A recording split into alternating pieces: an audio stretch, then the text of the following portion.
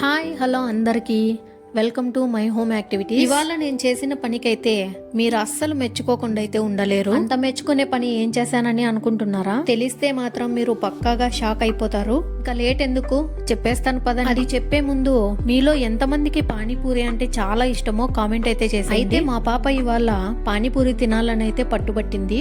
So దాంతో అయితే నేను 2 ప్లేట్స్ అయితే పార్సల్ తీసుకొచ్చేసాను.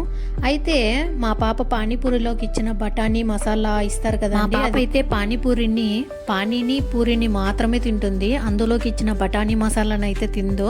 సో దాంతో ఏం చేయాలి అనే ఐడియా అయితే నాకు వచ్చింది. అసలే మనం కిచెన్ సైంటిస్ట్ కదా, ఏదో ఒకటైతే ప్రయోగం చేసేసి ఇవాళకి డిన్నర్లోకి ఏదో ఒక కూరను అయితే సెట్ చేయాలని అయితే నాకు వచ్చిన ఈ ఐడియాని మీతో పాటు షేర్ చేసుకోవాలని అయితే అనిపించింది. సో ఇంకా లేట్ ఎందుకు, వెంటనే 4 ఉల్లిపాయలని ఒక టమాటాని అయితే చిన్న చిన్న పీసెస్గా కట్ చేసి పెట్టుకోవాలి. అలాగే పోపుకు కావాల్సిన జీలకర్ర, ఆవాలు, కరివేపాకు, ఎండుమిర్చిని కూడా రెడీగా చేసుకోవాలి. అసలు నాకు ఈ ఐడియా ఫస్ట్ రాలేదు. కాకపోతే వాళ్ళు ఇచ్చిన క్వాంటిటీని బట్టి అలాగే అది నాకు సపరేట్ చేసి ఇచ్చారు.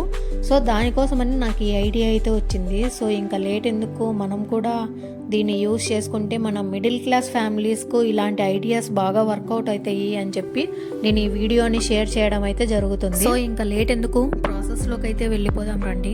స్టవ్ ఆన్ చేసి ప్యాన్ పెట్టుకొని అందులో కొద్దిగా ఆయిల్ వేసుకొని మనం పోపుకు కావాల్సిన సామాన్లు అంటే కరివేపాకు, ఎండుమిర్చి, జీలకర్ర, ఆవాలు ఇవన్నీ కూడా వేసుకొని అలాగే కొద్దిగా ఫ్రై అయిన తర్వాత ఆనియన్స్, టమాటో వేసుకొని ఇవి బాగా ఫ్రై అయ్యాక కొద్దిగా ఉప్పు, పసుపు వేసుకొని కూడా ఫ్రై అయిన తర్వాత మనము ఇందాక పెట్టుకున్న బఠానీ మసాలా అయితే ఉంది కదండి, అవి ఇందులోకి వేసేసి మొత్తం అంతా మసాలా పట్టేలాగా టాస్ చేసుకోవడమే. అంతే, వేడివేడిగా ఫైనల్గా దించే ముందర కొత్తిమీర చల్లుకోండి. కొత్తిమీర వేసుకొని ఇంకా సర్వ్ చేసుకుంటే చపాతీలోకి ఎంతో యమ్మీగా టేస్టీగా ఉండే ఈ బఠానీ మసాలా కర్రీ అయితే రెడీ అయిపోతుంది. సో ఈ కర్రీ చపాతీలోకి అయితే ఎంతో టేస్టీగా ఉందండి. టేస్ట్ మాత్రం భలే కుదిరింది.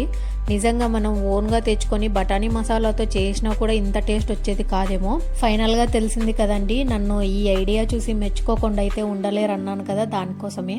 మరి ఈ వీడియో ఎలా అనిపించిందో కామెంట్ అయితే చేసేయండి. ఈ వీడియో కనుక మీకు నచ్చినట్లయితే లైక్ చేసి షేర్ చేసి మన పేజ్ని అయితే ఫాలో కొట్టేయండి. Last but not the least, మీరు ఎప్పుడన్నా పానీపూరి పార్సల్ తెచ్చుకున్నప్పుడు కొద్దిగా బఠానీ మసాలాను అయితే ఎక్కువ తెచ్చుకోండి.